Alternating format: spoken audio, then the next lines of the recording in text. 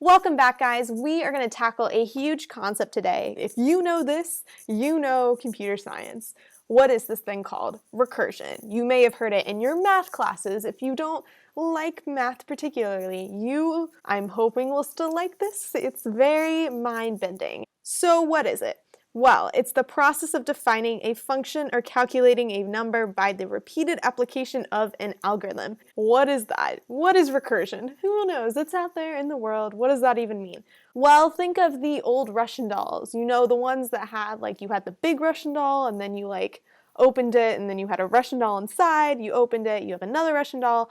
You go into, infinity, and then there's the last Russian doll. You know, you can't open it anymore. That's what this is.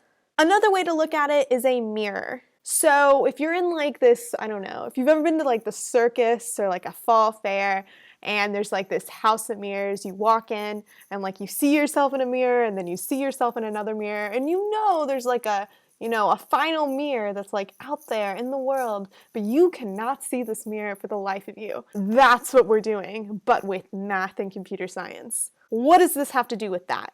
Well, if you think back to the Russian dolls, you open a Russian doll, say you do some work, you say, oh, there was a little note in here. I'm going to collect that note. Then I'm going to open another Russian doll. Oh, I'm going to collect this note. And then you keep doing that, and then you have all of these notes at the end, and it's awesome. And then you put your little doll back together because you know you're at the end. That's a little bit what we're doing. So we have two things. One, we have a base case. That's the final doll at the end. We do all this work and we know we're at the end of the problem because we found that last doll. We got to the end of our never-ending stream of dolls.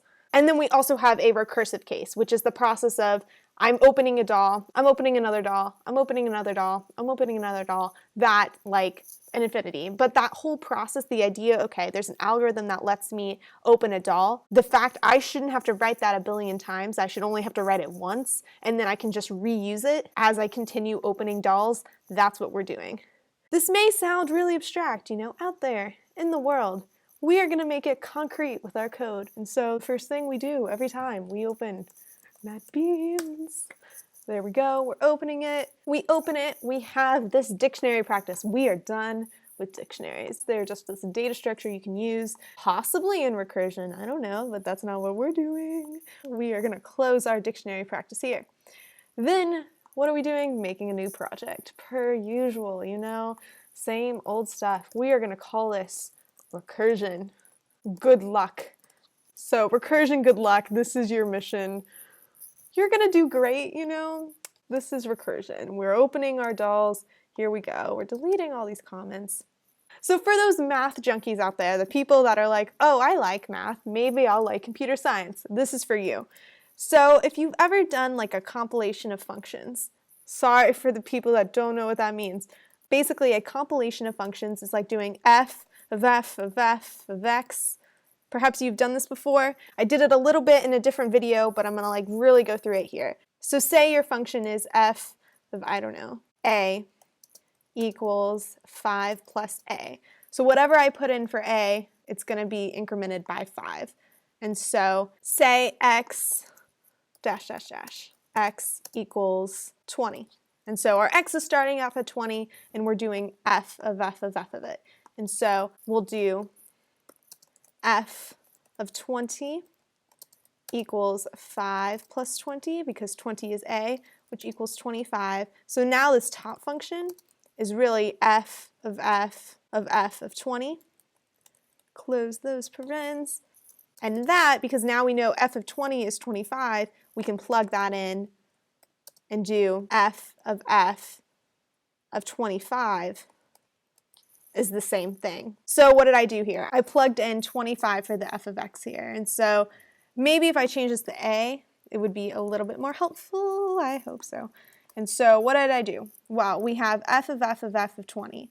So we break it apart. We say f of 20 is 5 plus 20, 25.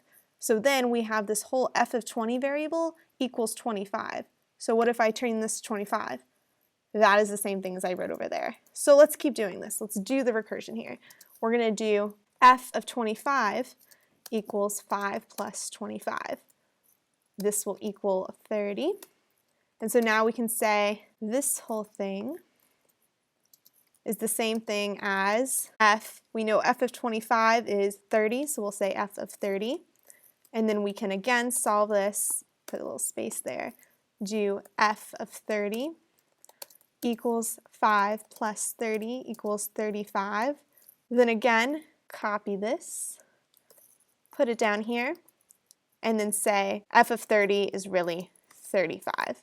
So basically it's a plugging into things. First we see there's an f, there's an f, there's an f. Oh, we're at the base case, we're at the end. There are no more functions being applied. So then we solve this f of a here. F of a, f of 20 is 25. Then we plug that in here.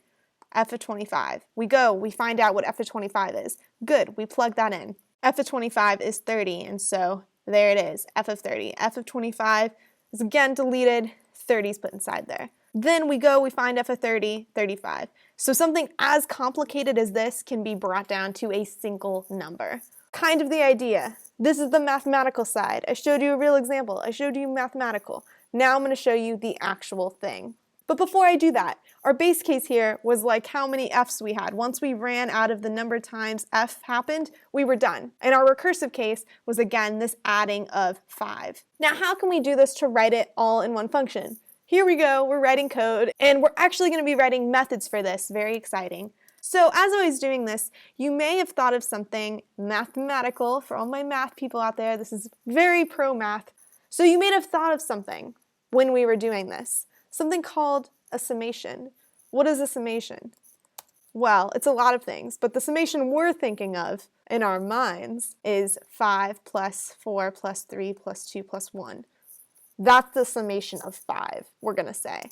And the summation of 7 would be 7 plus 6 plus 5 plus 4 plus 3 plus 2 plus 1. Lots of numbers. And like the summation of 1 would just be 1.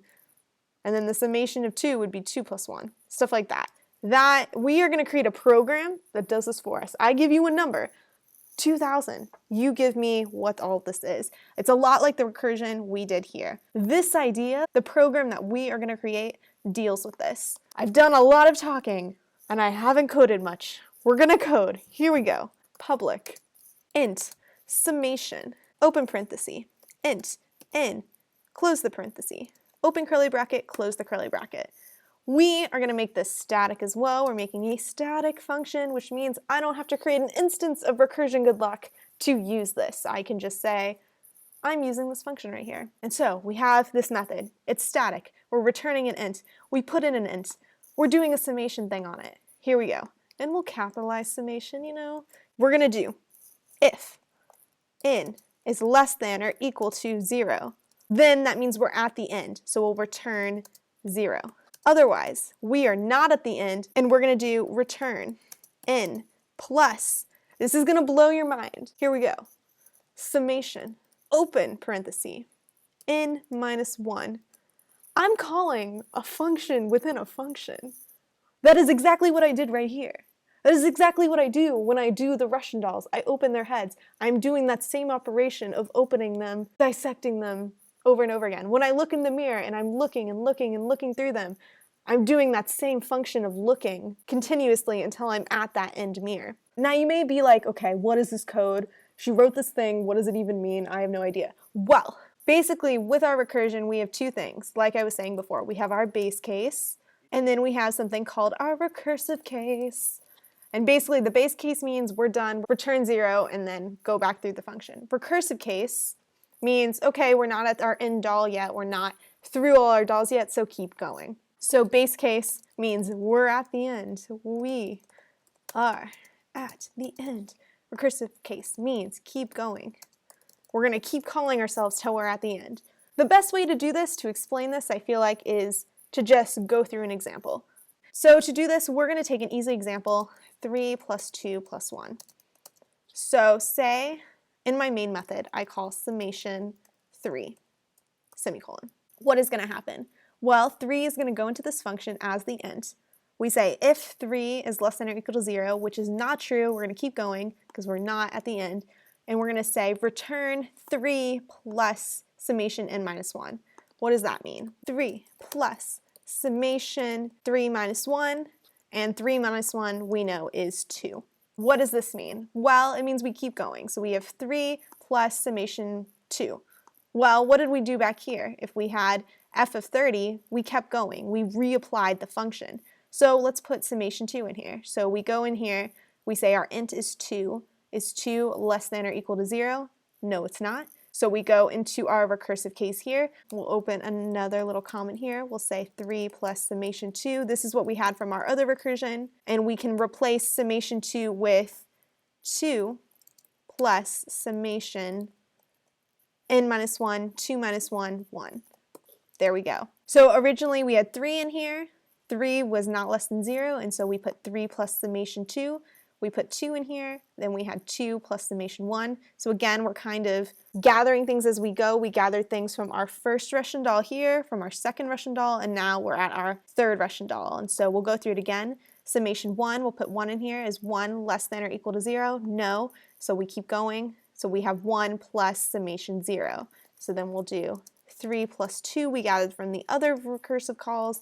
Then we have plus 1 because we have return 1 here because we have summation 1, 1, 1 is not less than 0, 1 here, plus summation 0 because 1 minus 1 is the same thing as saying 0, but I'll put 1 minus 1 here and then change it to 0 because we know what 1 minus 1 is.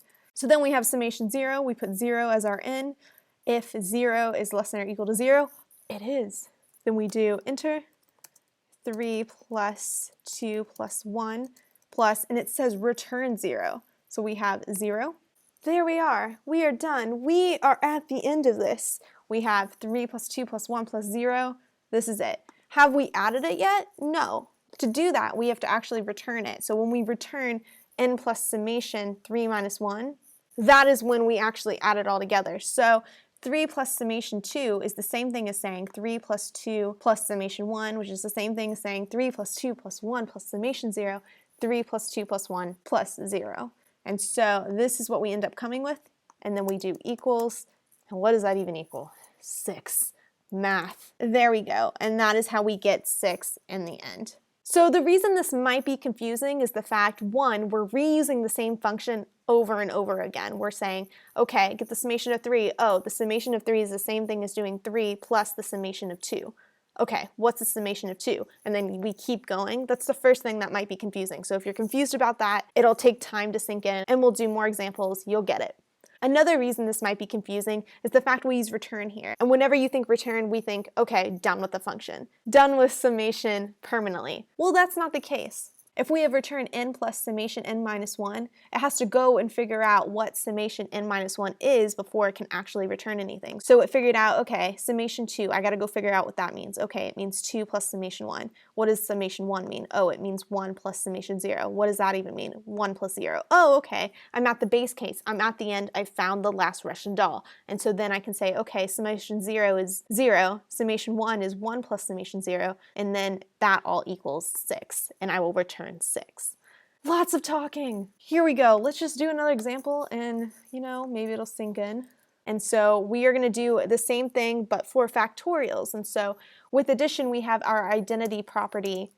We'll say additive identity property at 0, but for multiplication, it's 1. So the multiplicative identity property is 1. Why is this so? Well, if I do 5 plus 0, it equals 5. That means 0 is the identitive, what we use if we want to get the same thing again. And then for multiplication, if we do 1 times 5, we get 5 again. But if we did 5 times 0, we get 0. We want 5 back, and so that's why we do 0 here for our summation, and then for our factorials, we're going to do 1. Here we go. We're going to do public static int factorial. And we'll make this, big F. And then we're going to do int n, again, it's integer, things happen. We'll have our base case, which is going to say, okay, how do we know we're at the end? Well, we're going to do if n is less than or equal to 1, because if we get lower than 1, then we start getting 0, and then 0 times the factorial is always going to be 0. So then we'll close these curly brackets, and we're going to say return 1, which means we're going to have this big factorial, and then when we get at the end, we're going to multiply it by 1, and then it'll be done. Then we are going to have our recursive case, and so we'll say recursive case, And then we're going to do else, because if we're not in our base case, we have to be in a recursive case. And you can have multiple recursive cases, but we're just going to do one for right now.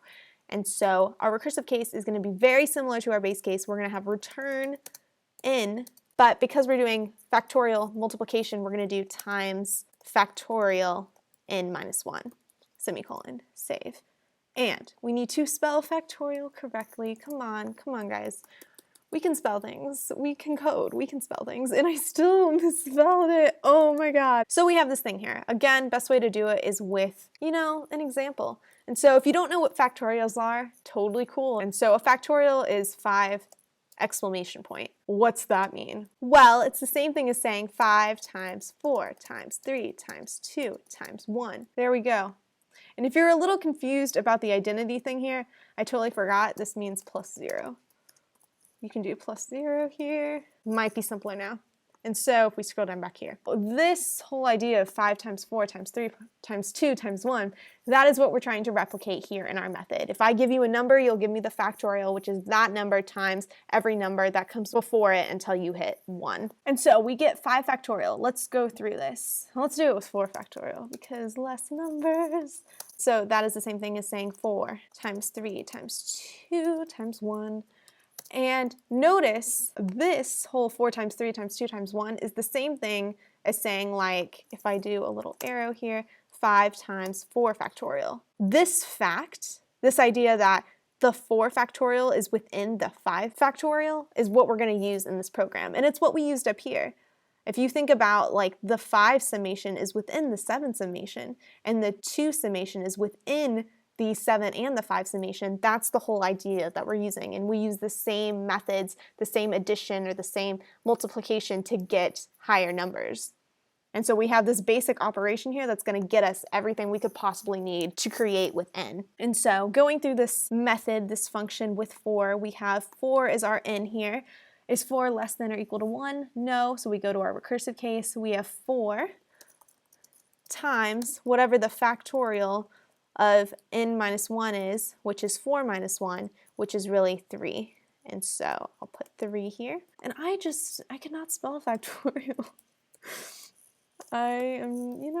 We have off days. And so we have 4 times factorial 3. What is factorial 3? Well, let's solve it. We put 3 in here for n. We have 3. 3 is not less than or equal to 1. Then we have our else case. 3 times, okay, carrying over from our first one, factorial 3, and we have factorial 3 is the same thing as saying 3 times factorial 3 minus 1, which is 2. Then we go and find out what, oh my god, factorial. Okay, I promise, guys, I'm going to spell it right one time. And so we have factorial 2. What is factorial 2? 2 is not less than or equal to 1. So then we go to our else. Factorial 2 is really 2 times, so if we copy this, because I don't want to type factorial wrong again. Factorial 2 is really 2 times factorial 1. Yes, spelled right. Okay. And then we figure out what factorial 1 is. Factorial 1 is the same thing as saying 1 is in, and so we have if 1 is equal to 1, 1 is equal to 1, so we returned 1. So factorial 1 equals 1, so we have 4 times 3 times 2 times 1. And we're done. This equals this, and once we dig deep enough, we find that last Easter egg inside of our Russian doll. We come back up and we return it here in our function. It might also be helpful if I do factorial 4 equals that. Does that kind of make sense? And so we have 4 times the factorial of 3. Okay, what's the factorial of 3? Well, it's 3 times factorial 2. Okay, what's factorial 2? It's 2 times factorial 1. Okay, what's factorial 1? It's just 1 because we return with our base case. We're at the end of our Russian dolls. And because we had this multiplication here, it's going to carry through, and this whole factorial n minus 1 will return whatever the factorial of 3 is, which is 3 times 2 times 1, and then it'll be multiplied by n. And that will happen for each level of recursion. So if I go to factorial 2 here, factorial 2, if I put 2 in here, all of 2 is greater than 1, and so we'll go to the return here. We'll have 2 times factorial 1, which we know is 1 because it'll go through the base case, and so we'll have 2 times 1, and it'll come back into our thing here, and so then 2 times 1 will come up here, and then it'll be multiplied by 3 and 4. It's a really big concept. Stay with me. We're going to do one more function here, one more method that has to deal with it. This one might be a little bit more out there, but may help some of you that like math. Very mathy concept here, and a very concept-heavy day right now. And so we are going to do public static int exponentiation. And then we'll do open close paren, open close curly bracket. And it's going to be the same type of format. You're going to have a base case, a recursive case. Feel free to pause the video if you are just, getting it. You get the recursion, go for you. Like you do it, you try it. But for those of you, not getting it still, that's okay. I didn't get recursion for quite a while. It took me a very long time to wrap my head around the fact that you can use the same function within a function, and you're going to have dreams about what is that movie called? Inception. You are going to have Inception dreams. That's what this is. Joseph Gordon-Levitt, who I absolutely love, he had to go through all of his dreams. He had to get to the highest or lowest level. We'll say you have the surface level of your dream, then you go lower, then you go lower. You're getting deeper into your dream. You have to figure out that dream, and then you fall out of it. And then you figure out that dream, and then you fall out of it until you're finally awake. Inception. Get it? Woohoo! Recursion. It's happening. It's in real life, guys. It's valuable. And so let's go back to our method here. And so we'll do base case. Again, where we end, if, and we forgot a parameter. This is important. And we are going to have two different things here. We're going to have int n and then int p. And so the problem we're trying to solve is that if you have 5 to the third, which is the same thing as saying 5 times 5 times 5. Very, very similar idea. If you have 5 to the 20th, it's going to be the same type of operation, but with 20 of them. So how do we make this simpler? Well, we do our if here, and we say if p is less than or equal to 0, then we just multiply it by 1. So we say return 1.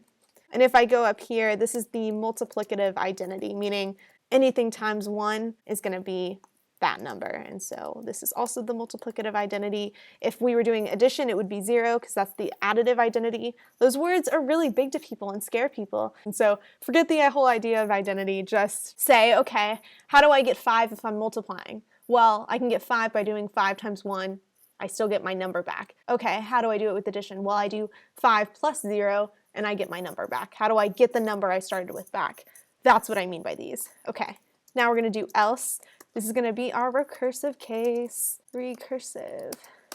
Hit enter. Scrolling down here, we are going to write return n times exponentiation. We're calling it inside of its own brain here, and we're going to do n and then p minus 1. Notice the difference here. We're not subtracting from n because notice n, which is the number we're multiplying, never changes. It's always going to be 5. It's always going to be 6 or whatever number that you're getting that times that of. Our exponent, however, is changing. Notice 5 to the third is the same thing as saying 5 to the third, but of course it is. And so it's really the same as saying 5 times 5 root 2. And that's the same as saying 5 times 5 times 5 root 1, which is really the same thing as saying 5 times 5 times 5 times 5 root 0. And 5 root 0 is 1, as we all know, and that's why this whole p, because p is going to stand for the exponent, so we really just have 5 times 5 times 5 times 1. And so going through our little function here, how does our function do this? Well, we have our int 5, we have our p3, so we have, is 3 less than or equal to 0? No, so we have 5 times whatever this thing is. And so we'll have 5 times exponentiation, 5, and then 2, because p, which is 3, minus 1 is 2. And then we do it again. We'll have 5 times, and then we got to figure out what exponentiation 5, 2 is. And so we put this back in here. Is 2 less than or equal to 0? No. So we do 5 times and then whatever this is. And so right now our n is 5, so we do exponentiation, and then we do 5. And then p subtracted again, so we do p of 1. We do this again.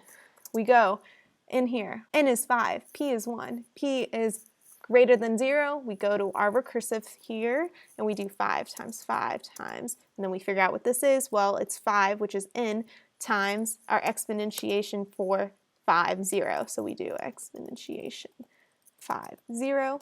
Hit enter. Do another comment. We know we have 5 times 5 times 5. What is exponentiation 5, 0? Well, we go back up here. P is equal to 0, so we return 1. Woohoo! Guess what that means? 5 times 5 times 5 times 1 is the same thing as this. And we return the whole experiment here. And we are done. How do we know this actually all works? We did not do any testing. We just think it works. Well, let's mess with some numbers. And so we do summation. We can do factorial down here. Factorial. What's a factorial we know? 3.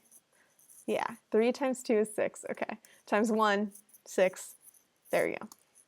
And then we'll have our exponentiation here. And we'll actually capitalize this e because, methods, they want to be capitalized. So we'll write exponentiation. And our n will be 5, and we will have 5 to the third. And so that will be 125. And so we need to print these out to the console. System.out.println. Add these to our console. System.out.println. Are you excited to see if your recursion worked? That's what we just did. We just wrote 3 recursive methods. You are officially I'm gonna throne you computer scientist. You're not even a third into these videos and you're already a computer scientist. Boom, done. If you know recursion, a lot of people would disagree with me, but I think recursion is the key to computer science because that's what we're doing. We're trying to make these methods more efficient. The idea that you're not writing out 5 times a billion 5s and that you've condensed it down to a certain method, you've condensed it down and made it efficient, that is computer science. So let's play things and congratulate ourselves. Oh, please work. Yes. Okay, so we have 125 for our exponentiation, which is good because 5 times 5 times 5 is in fact 125. We go to our factorial here. We get 6. Well, 3 times 2 times 1 is 6, so we're good. Go to our summation here. Well, summation of 3 plus 2 plus 1 is also 6. So there we go. Let's mess with some more numbers. We'll say factorial 4. So that'll be 6 times 4, which equals 24, so that's good. Let's add another 5 to this. So we'll say 4. Play it again. 625, I believe it. And our recursion is a wonderful rainbow of imagination. There you go. So we did it. We learned recursion. And so what is recursion? Well, it's like our Russian dolls. We open them until we get to the end, and then when we're at the end, we say, oh, interesting. And then we close them all up again. And that is what we do with recursion. We also have our mirrors. We're looking deep into our mirror, and then we look back, and it's ourselves. We go into an entity, and then we come back out of that entity, gathering something along the way that we will eventually return. Think about Joseph Gordon-Levitt. Think about how we went into inception. We went deep into our dreams. We had one level, the surface level. We were almost asleep. We went into another dream and another dream and another dream. We were at that final level. We found something that we wanted. Then we went back up and returned to the surface. And each time we executed the line return, we went up one more level. To do this, well, we had a base case, which was like, okay, we're at the bottom. We need to come back to the top. And then we had a recursive case, which told us, okay, we need to keep going to the bottom. We did this with summation, factorials, and then we also did it with exponents. And so that's it for this video. The HACKERRANK challenge is down below in the description, and if you have any questions, feel free to leave a comment on this video. I hope you learned something, and I will see you tomorrow.